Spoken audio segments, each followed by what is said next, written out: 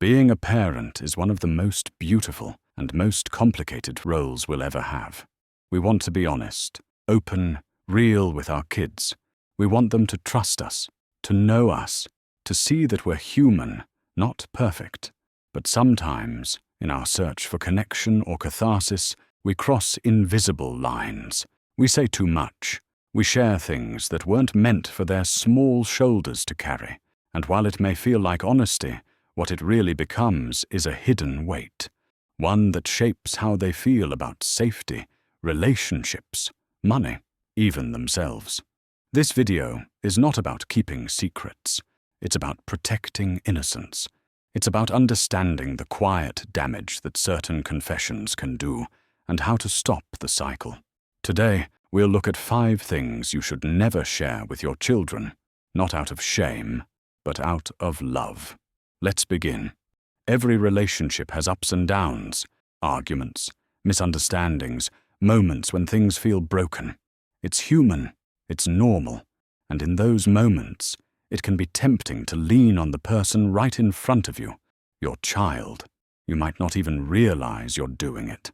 A sigh after a phone call, a muttered complaint, a sentence that slips out when emotions are raw. Your father never listens. I don't even know why I stay with her. If it weren't for you, I would have left a long time ago. But here's what happens next. Your child starts to carry your pain like it's their own. They may begin to take sides, even when they don't want to. They might blame themselves, thinking they're the reason you're unhappy. Or they may grow up afraid of love, afraid of commitment, because they never saw what a healthy relationship looks like.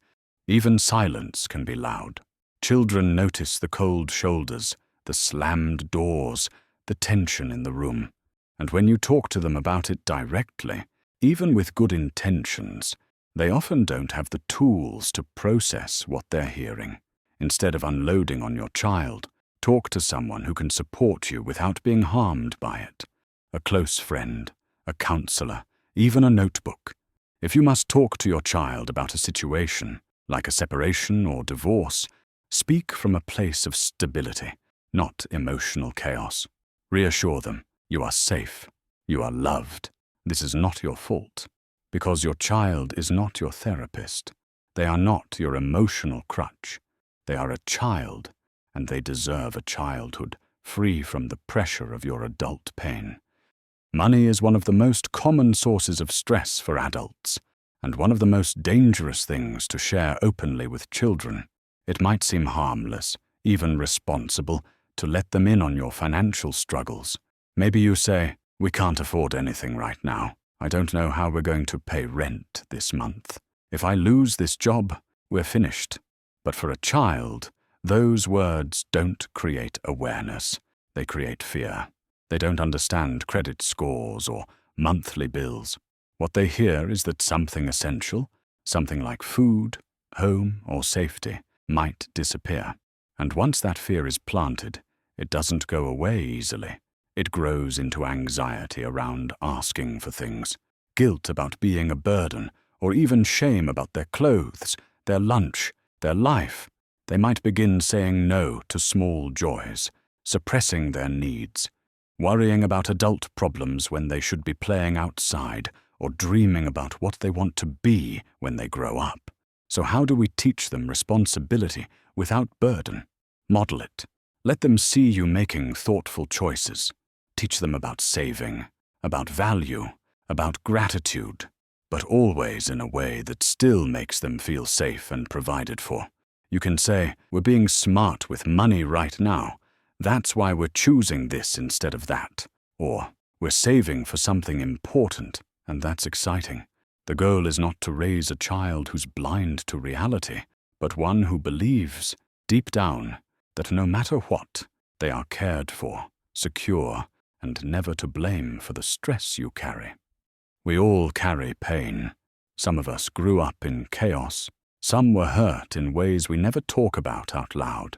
And as parents, there's often a deep desire to break the cycle, to be real, open, transparent.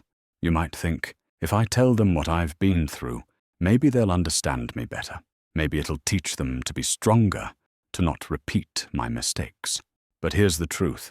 Children don't know how to hold trauma, especially when it comes from the person they rely on for safety.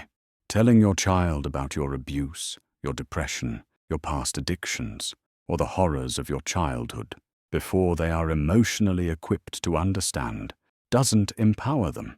It overwhelms them. It shakes their sense of security. It confuses their roles. Are they still the child, or now your emotional caretaker?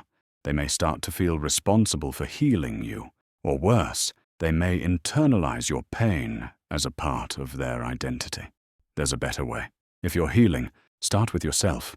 Find spaces that are meant to hold trauma, therapy, support groups, trusted adults, and when the time is right, when your child is older, curious and ready, you can share parts of your story with context, with calm, and with clarity.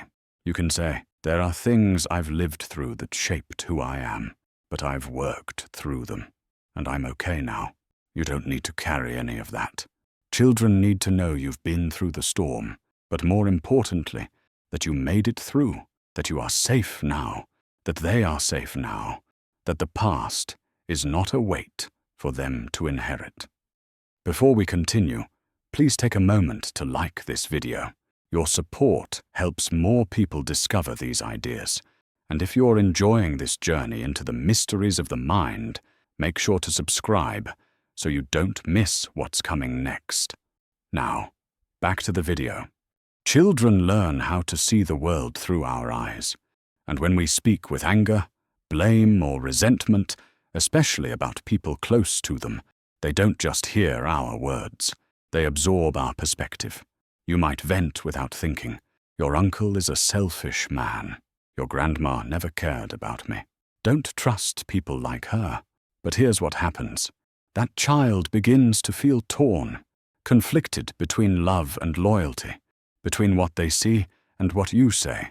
And worse, they may start to carry your bitterness as if it were their own. Children are wired for connection, especially with family. When you turn their attention to someone else's flaws, you don't just poison that relationship. You disrupt their entire sense of belonging.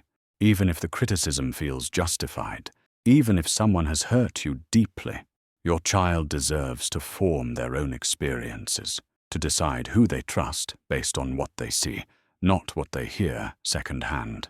So how do you handle it when there's real pain or conflict in the family? You stay honest, but respectful.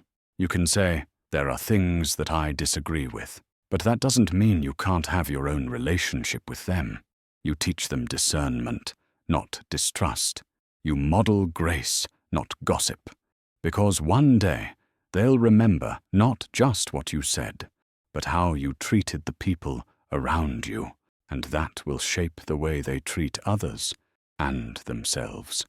We all have dreams we never chased, paths we didn't follow, talents we left behind.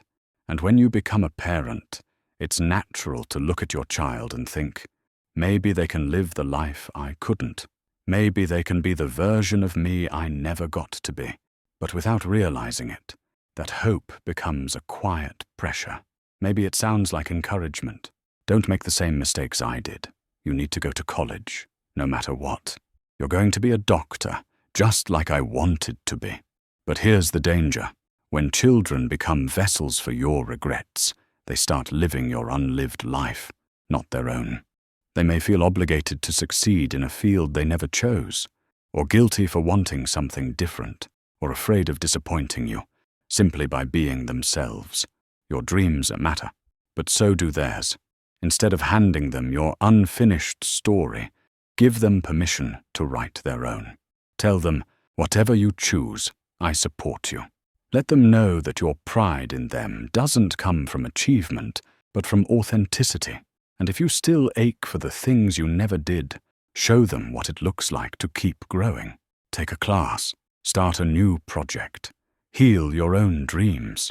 Because the most powerful example you can set is not a child living your life. It's a parent who dares to keep living their own. Parenting isn't about perfection. It's about awareness, about pausing long enough to ask, Is what I'm sharing truly for them, or is it still for me? Children don't need us to be flawless. They need us to be safe, to be present, to protect their innocence just a little longer so they can become the kind of adults who don't have to heal from childhood. If you've shared any of these things before, that's okay. You're learning. You're human. And every step toward consciousness is a gift, not just to your child, but to the generation that follows them. So today, let's break the cycle. Let's raise children who aren't weighed down by our wounds, but lifted by our love. If this spoke to you, share it with someone else who's raising a child or healing from being one. And if you'd like more videos on mindful parenting, emotional healing, and conscious living, consider subscribing. We're building a space for honest, thoughtful conversations here.